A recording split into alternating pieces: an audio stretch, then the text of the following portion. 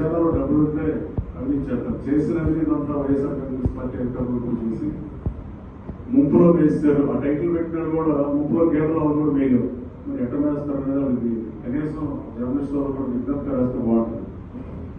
నేను food committee incharge కొన్నాను. First 2 రోజులు కొంచెం ఇబ్బంది పడిన వాడు వాసన ఆహార పంపిణీ విషయంలో కానీ వాటర్ పంపిణీ విషయంలో ముఖ్యమంత్రి గారు రోజుకు 30 లక్షల వాటర్ బాటిల్ కొనైనా మంచినీళ్లు కానీ ఫుడ్ కానీ అంటారు. ఎట్టి పరిస్థితుల్లో ఫ్లడ్లో ఎఫెక్టెడ్ అయిన వాళ్ళందరికీ ఇమ్మని ఆదేశాలు ఇవ్వడం. ఎక్కడో అన్నవరం దేవస్థానం నుంచి సుదూర ప్రాంతాలు నెల్లూరు నుంచి కడజాడ నుంచి కూడా ఫుడ్ వచ్చిన పరిస్థితి. 4వ రోజు ఉదయంకి 3వ రోజు ఉదయంకి పొద్దున్నే బ్రేక్ఫాస్ట్ 4,72,000 మందికి ఇచ్చిన పరిస్థితి. లంచ్ అయితే 7,63,000. డిన్నర్ అయితే వేరే ప్రాంతాల నుంచి ఎక్కువ వచ్చి 11,80,000 మందికి పంపిణీ చేయడం. అది చూస్తే తెలుస్తుంది. జిల్లాలో పోటీ చేసిన 16 మంది వైసీపీ అభ్యర్థులు అక్కడ కనపడాలి. కనీసం అక్కడ ఉంటే వరద వచ్చిన దగ్గర ఉంటే వరద సాయం జరిగిందో జరగదో తెలుస్తుంది.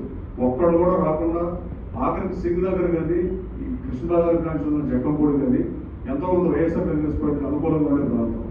కనీసం వాళ్ళకు ఓటేస్తారు, ఓటేసిన ప్రతి ఇబ్బందులు ఉన్నారని కనీస విజ్ఞత కూడా పాటించకుండా అది ఎవరు రాకుండా ఇవాళ ప్రెస్ మీట్ పెట్టే పరిస్థితి. జగన్మోహన్ రెడ్డి గారు కూడా మీ మీడియా ద్వారా అడుగుతున్నారు. కనీసం నువ్వు కూడా ముఖ్యమంత్రి సహాయ నిధికి ఈ రాష్ట్ర ప్రజలు కానీ పక్క రాష్ట్రం తెలంగాణలో కానీ అమెరికాలో కానీ ఆస్ట్రేలియాలో కానీ దాదాపు 475 కోట్లు పైబడించేది. మీరు కూడా ఇస్తే బాగుంటుంది. సాక్షి నుంచి కూడా కొంత కంట్రిబ్యూట్ చేయండి.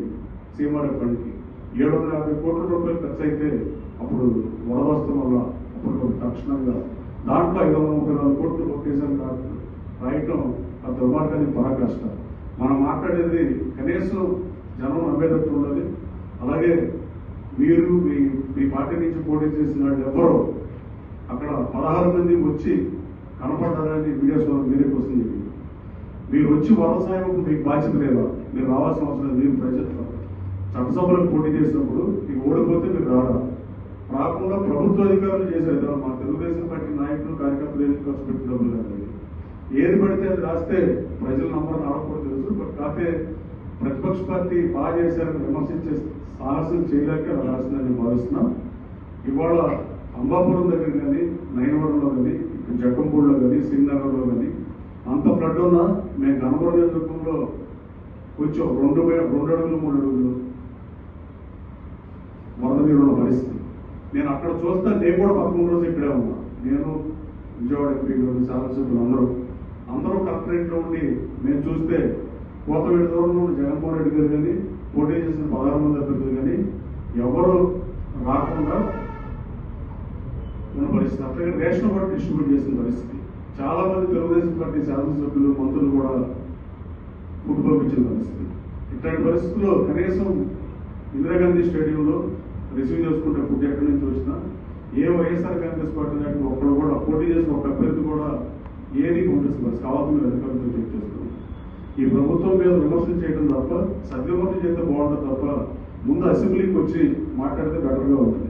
11 మంది శాసనసభ్యులు ఉన్నారని రాకుండా కాకుండా వచ్చి ప్రజా సమస్య మీద పనిచేయాలని జగన్మోహన్ రెడ్డి గారికి తెలియజేస్తూ థ్యాంక్ యూ. అందరికీ నమస్కారం. ప్రకృతి విపత్తు ఊహించే విధంగా ఉండదు. ఒక్క రాత్రి కురిసిన వర్షంతోనే ఎవరు ఊహించే విధంగా